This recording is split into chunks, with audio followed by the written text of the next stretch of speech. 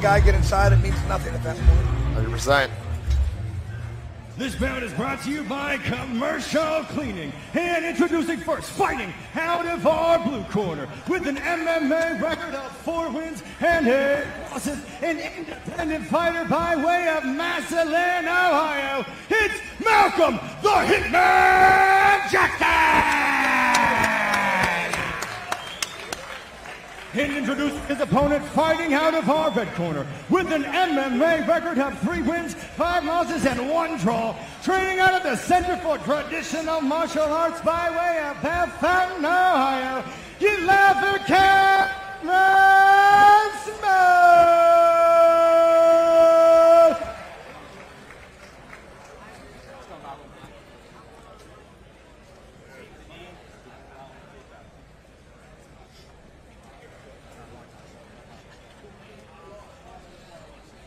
So these guys having a little bit more experience, you kind of think maybe more of a measured start, but we shall see. Yeah, they come out already slower than our last fight. Yeah, Nice. a lot of times on new guys, they just run out there and try and hit you as hard as they can. These guys understand. They've been tired in a fight, and that's a terrible feeling. Yeah, those fight nerves, you want to get those out of the way, but you have to experience that adrenaline dump of those first couple fights and realize that you have to learn to pace yourself. One of the worst feelings in the world. Good range strikes from Smith out there in the southpaw stance. Malcolm Jackson doing a good job of stalking him. Shot. And Jackson is down in half guard. Good takedown for Smith. He got into a position he could have been maybe worried about the choke. He did a great job using some good high school wrestling, got on top. And a beautiful step over right to mount. And he switches it to a guillotine. Abandons mount for the guillotine. I'd like to see if he turns this into a Marcellotine or a ninja choke. That's a bold move to do, give up the mount, but he's in there tight, and he got the submission. Wow. A very quick, very good guillotine for Kameron Smith. Well, you could tell the way he gave up the mount for that he was confident that was going to work. That must be something that he does in the gym. He's very comfortable. We can see. Does a good job getting just that gable grip on it. Looked like he had the shoulder in to protect him at first, but that must have been tight. Yeah, it looked very tight.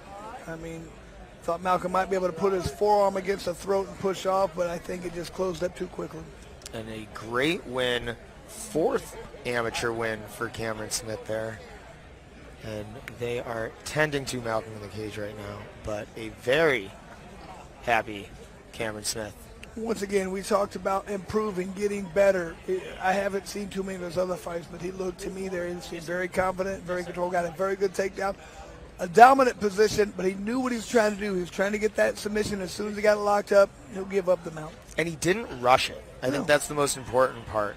While it looks like we have a bit of an injury there for Malcolm, but back to Smith, what you really see is that calm, measured approach to start. Yeah. They didn't rush. He measured the distance with leg kicks. That's that experience we were talking about. When you both guys had it in this fight, but you have a guy who has 3 fights or you have a guy who has 10 fights, you can tell the difference. It's just being more relaxed, being more calm. Then nothing gets you more prepared than being in this cage. You're okay having longer fights. You're okay even working to a decision. Well, it was great being here. It was great talking with you, but unfortunately I have to go because your guy did such a good job cornering. He won so quick. So, well, thank you guys for letting me Thank you so much. Chris Lytle, UFC veteran.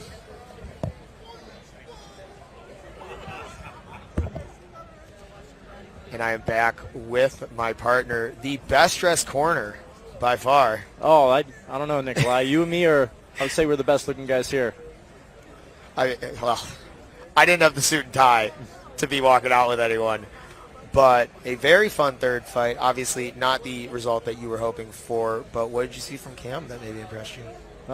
Didn't expect him to go for any type of takedown, but I know Malcolm was expecting a striking match. That's what he asked for after his last fight. And I know he's been dealing with some health issues, so that's what we're seeing right now. Well, we look forward to a healthy Malcolm Jackson coming out of this event. Remember, we are at the Toka Sports Center in Rossford, Ohio for American Fight Promotions 102 on Spectation Sports. We're brought to you by BetMGM. Remember, you can place your first bet, and if you lose, you can can get up to $1,500 in bonus bets. If you have a gambling problem, please call 1-800-GAMBLER, available in the U.S. 3 quick fights so far. 3 fights, 3 finishes. You tend to see quicker fights out of the amateurs. The skills aren't necessarily as evenly matched. Sometimes you have guys that are, maybe a little bit quicker making their way to that pro, or they just catch on to the learning quicker. Yeah, the experience shows as these guys have more fights. You can see them in there a lot longer, really showing that they've really been in the game. And it was a much more measured approach than their second fight.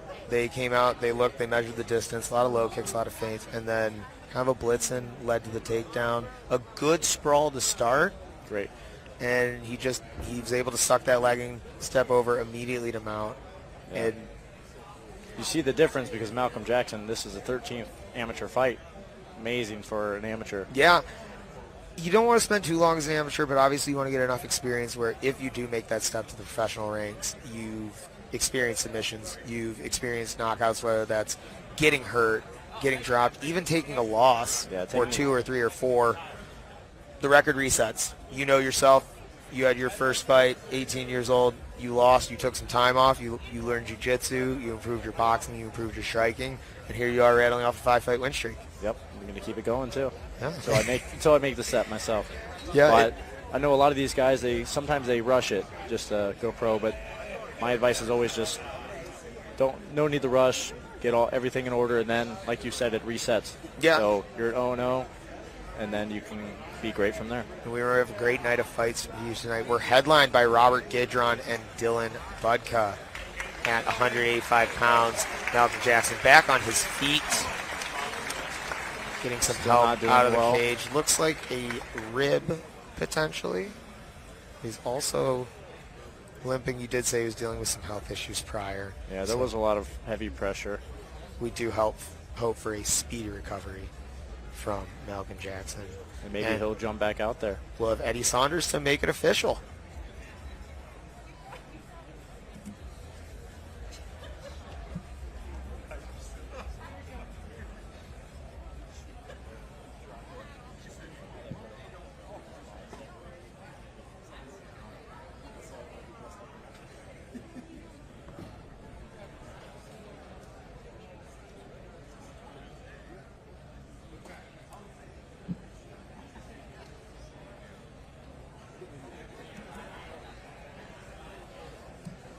I know both fighters do respect each other on a personal level also. Actually, Cam Smith's father is the one that wrapped Malcolm's hands, being a nice guy that he is.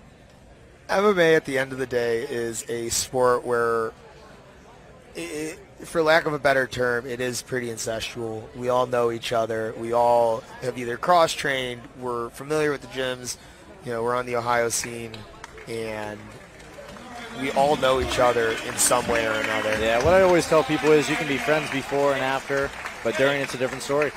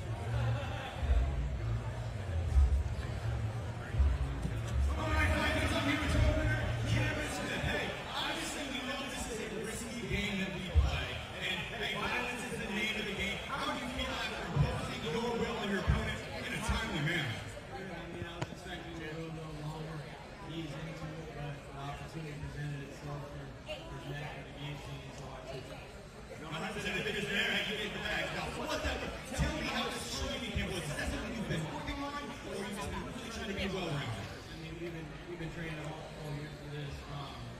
We just finished a fight last month, so we had a 3-month training camp for that fight, and then right after the result of that one, the thing that I was the judges, so we didn't agree with that, so we're going to get right back into it. So took a fight a month later, and here, so we just kept working. All right, speaking of work, who has helped you put in that work for this training camp? Kameron Smith, Mansfield, AJ, Chris, one guy, CFT martial arts, and Shakira High. I mean, a lot of people support me, and that's my back. And they put their bodies on the line to help me improve, so I appreciate that a lot. I got my fiance in my corner, so